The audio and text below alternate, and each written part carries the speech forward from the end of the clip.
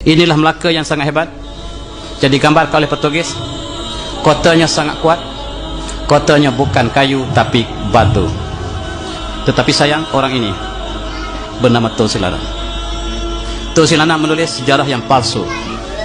Dia menulis sejarah Melayu. Dia mengatakan orang Melayu berperang dengan lembing dan keris. Ini adalah pembelot yang bersama dengan Portugis.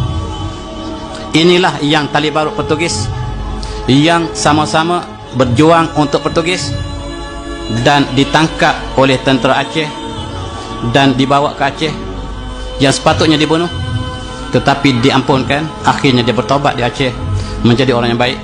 Tapi tulisannya sejarah Melayu ataupun Suratul Salatin ini mengandungi berbagai-bagai sejarah yang palsu, mengatakan orang Melayu sangat lemah, bodoh dan tidak ada teknologi sebab dia bercakap bagi Pak Portugis.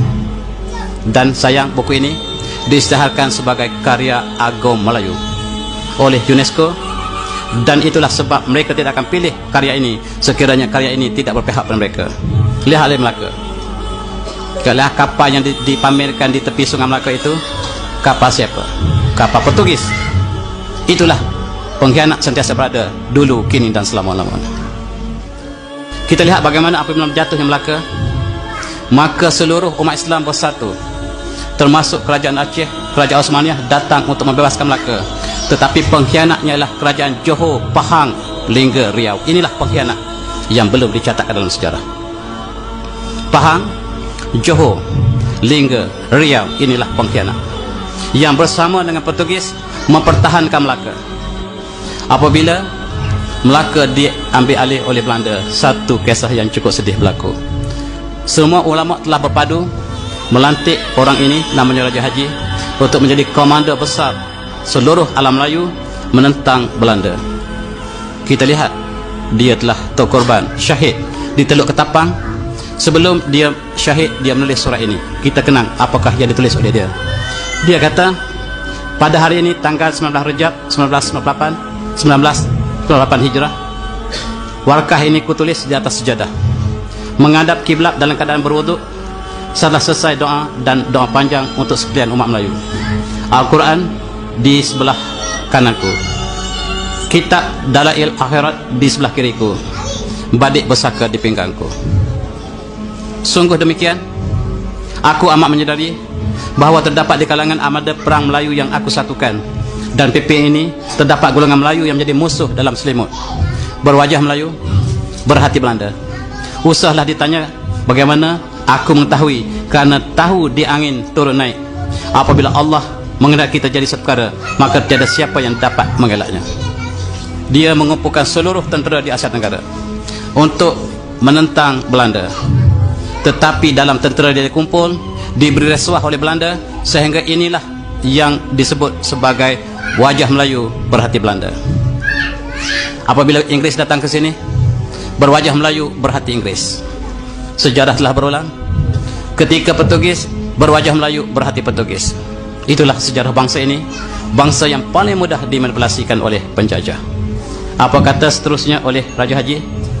Dia kata, biar mereka masuk menyelinap ke dalam kubu kami dan mengepung aku. Maksudnya munafik yang sedang menjadi tali barut British atau Belanda datang mengepung panglimanya sendiri.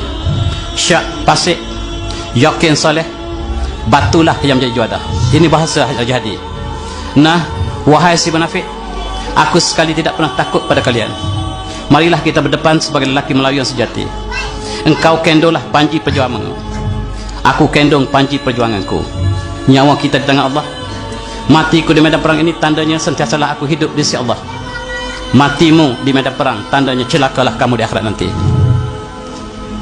Mereka berani mati sehinggalah petualang bangkit daripada sujud. Tatkala imam dan jemaah masih bersujud, lalu ditancam pisau di belakang antara mereka. Maka sekali lagi tidak mengundang gundah, karena apabila sudah datang janji Allah, maka syahidlah dia.